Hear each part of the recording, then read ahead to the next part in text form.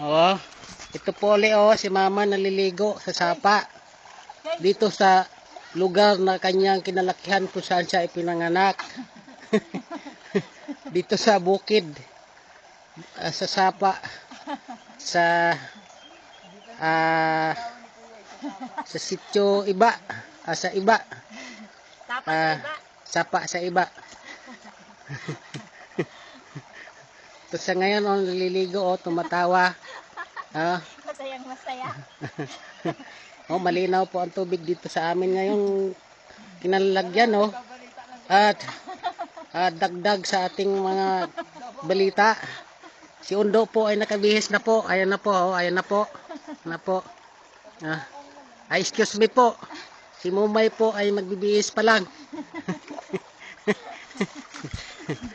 Ang inyo po nag-uulat, wala pong iba si Joyce. Ito po si Joyce